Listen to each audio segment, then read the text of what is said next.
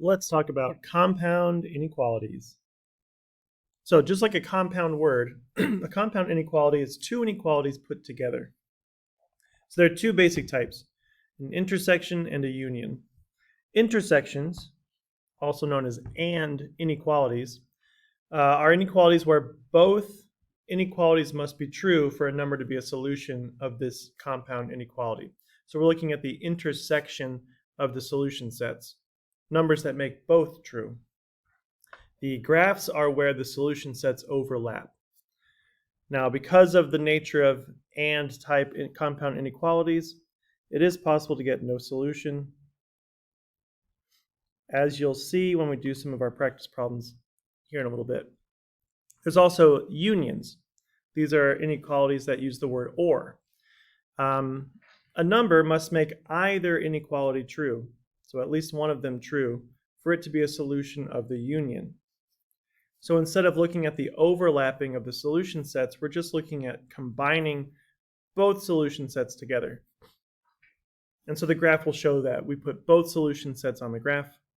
And because of this, it is possible to get a situation where you have all real numbers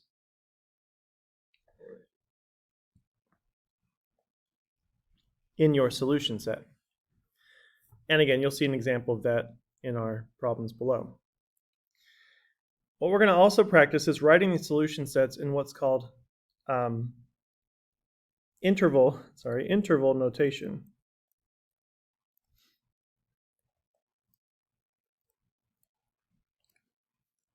Which is just another way to write the solution set for an inequality.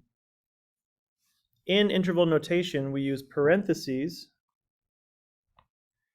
for strict inequalities like open circles. Those are greater than or less than. We also use them for the infinities, as you'll see. And we use brackets for the inclusive inequalities like greater than or equal to, less than or equal to, so the filled circles. And if we have to combine two solution sets together, we will use a U symbol. So think union with a U symbol when needed. So let's practice this a little bit. We're going to solve if we need to, and then graph each inequality, and then write the solution in interval notation. So the first one here, we have x is greater than 3, or x is less than or equal to 5. All right, so this is ready to graph. We're going to put our numbers on our number line. If you want to put more numbers on there, you can. X is greater than 3, it looks like this. We have an open circle at 3 and we shade to the right. Because we're not worried about whether or not these inequalities overlap, we can just put them both on the graph and see what happens. Then it says, or x is less than or equal to 5. So x is less than or equal to 5 looks like this, a filled in circle shaded to the left, kind of fills in that other circle from the 3. And so here for this inequality, we have filled out the entire number line.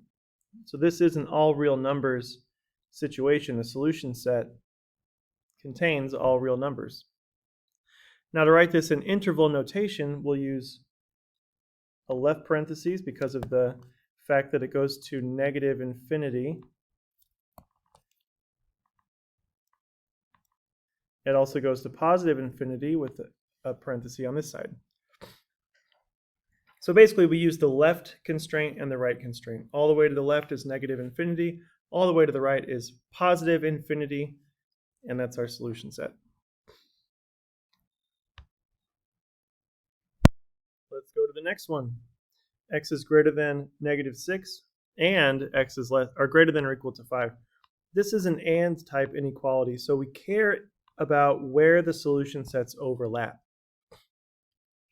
So x is greater than negative 6. If I was to graph this on the graph here, that would be an open circle at negative 6, shaded to the right. If I were to graph x is greater than or equal to 5, it would be a closed circle here, shaded to the right as well. So these two inequalities overlap for any number greater than or equal to 5.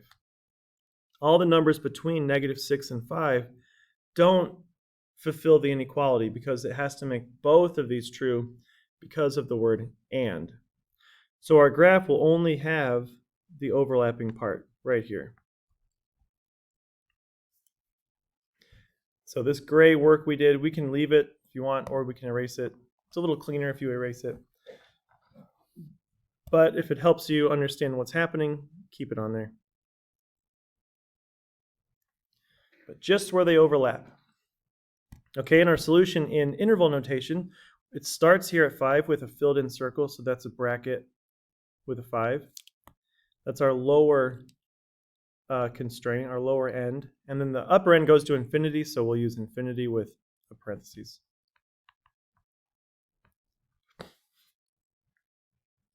Okay, now this type, when it's all written together as one inequality, this is always going to be an intersection, an and type. And what you can do is write it as two different ones if it helps you to break it up. So the first one here is basically x is greater than 5. And we also have x is less than or equal to 10. Be careful, make sure you see that on the left-hand one, x is greater than 5. So the reason it's written like this is because you can see x is between these two numbers. And so when it's an and type inequality, between these two numbers, you can write it like this. But it's a good idea to rewrite it as two separate inequalities if you're trying to graph it or solve it or anything like that, just to make sure you understand what's happening and don't make any mistakes. So we've got 5 and 10. And this is an and type, so we do care. But when it's written like this, we know that x is between 5 and 10. It's greater than 5, less than 10. They overlap right in the middle. So open circle at 5, filled in circle at 10, shaded between them. And our solution set in interval notation is a parenthesis with 5 and then a bracket on 10. Let's do a few examples where we have to solve first. Okay, so we have k plus 6 is less than -4, or negative 3k is less than or equal to 14. So just treat them like little equations. Do the same work you would do to solve an equation. So we're going to subtract 6 here. K is less than -10. Or here we'll divide by -3. And this will flip. Don't forget to flip it if you divide by a negative. Or k is greater than or equal to -14/3 or -4 2/3. Now let's graph that. Have a little number line down here. So we need -10. Now you could put -5 and -4 and kind of figure out where -4 2/3 is, but if it's all the same, let's just make that our second number. Now this is an OR type, so we don't really mind if they don't overlap, so we can just put them on the graph. K is less than -10, open circle shaded to the left. K is greater than or equal to -4 2/3, filled in circle to the right. Now we have two separate solution sets. We have all the numbers that are less than -10. And we have all the numbers that are greater than or equal to -4 2/3. So we're going to have two intervals that we have to combine. First one goes from -infinity to 10, and then we use a U symbol for a union, and it starts at -4 2/3. Should have a bracket though, filled in circle, and it goes to positive infinity. So if you have two separate shaded regions, you'll have to use a union symbol and combine those two intervals. Let's keep going. Same idea, solve these. Divide by -3. Get x is less than or equal to -4. Don't forget to flip that symbol. And if we divide by 8, we get x is less than or equal to 2. So those are our numbers for the graph, -4 and 2. As far as shading goes, again, this is an and, so it's an intersection. We care about where they overlap. So less than -4 is here, less than 2 is here. They're going to overlap down here past the -4. So filled in circle at -4, shaded to the left. And our interval goes from -infinity to -4 with a bracket. Our last example here, again, this is all smushed together. And while sometimes you can solve from the middle, when there's no variables here on the outsides, we could just solve this as we would normally solve an equation and just do the work to both outside sections. But it's also a good idea to write it as two inequalities and solve that way. I'm going to show both here. We got -25 less than 5x plus 20 and 5x plus 20 less than or equal to 30. So this is how that would be written out. We have this inequality and then this inequality. But because there are no variables on the outsides here, we could just solve this.